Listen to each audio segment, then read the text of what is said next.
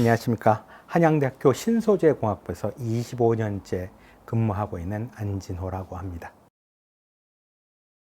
네, 다양한 연구를 했지만 제가 평생 공을 들여서 했던 기술은 극저외선 노광 기술이라는 25년 전에 생각하면 아주 미래의 반도체 기술이었습니다. 여러분 다 기억하시다시피 작년 2019년 7월 1일 일본에서 수출 규제를 하게 되죠.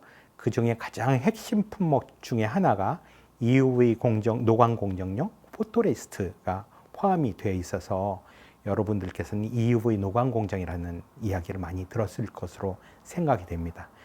그 덕분에 우리나라에서 소재 부품 장비 개발에 대한 그런 지원이 많아졌고요. 저희 연구실도 2020년도에 과학기술정보통신부에서 지정하는 국가연구협의체로 지정을 받게 돼서 명실공히 대한민국을 대표하는 EUV 노광 공정 분야의 연구협력센터로 자리를 잡게 되었습니다.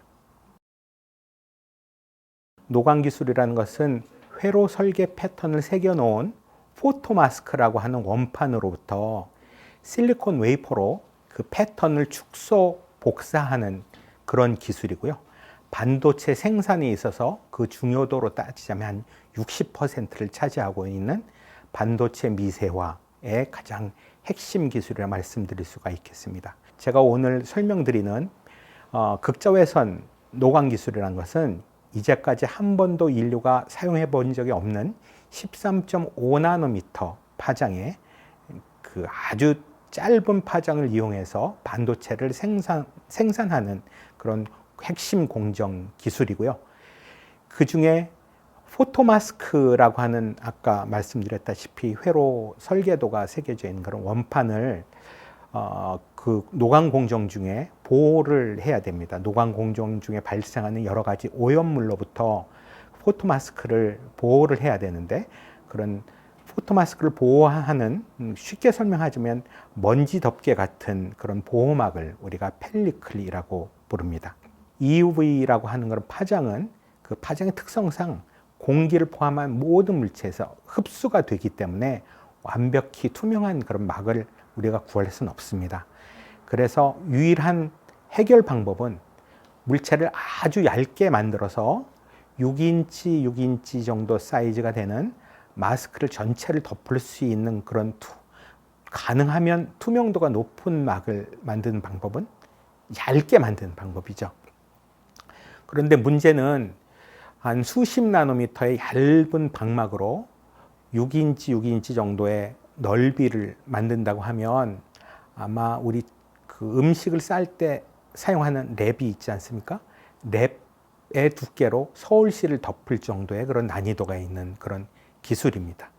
그래서 EUV 노광 공정용 펠리클이라고 하는 것은 물체를 얼마만큼 얇게 만드냐, 그리고 EUV라는 그런 파장은 될 수 있으면 적게 흡수하는 그런 물질을 어떻게 우리가 발명해내느냐, 이런 게 관건인 그런 기술이라고 말씀드릴 수 있겠습니다.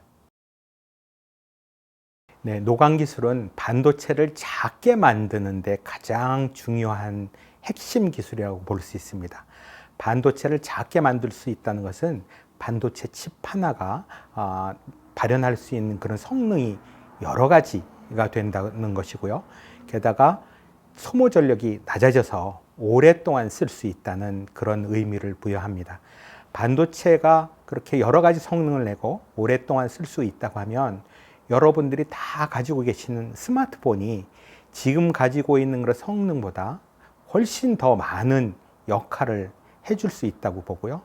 그리고 얼마 전 우리나라에서도 시연이 되었었지만 차세대 모빌리티 중에 하나인 그 드론을 타고 사람이 움직이거나 자율주행을 우리가 가능케 하는데도 바로 이 고성능의 반도체가 가장 핵심 기술이라고 말씀을 드릴 수가 있겠습니다.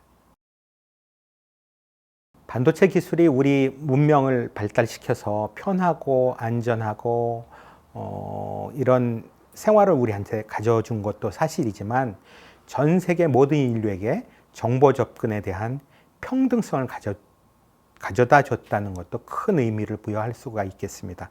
따라서 반도체가 발전함에 따라서 모든 사람들이 같은 디지털 문명을 나누고 서로 도와갈 수 있는 그런 환경이 분명히 조성이 될 것이고, 이런 분위기 속에서 남을 해하지 않는 그런 새로운 도덕적인 윤리의식도 우리가 갖춰야 될 그런 덕목이 아닌가라고 생각이 됩니다.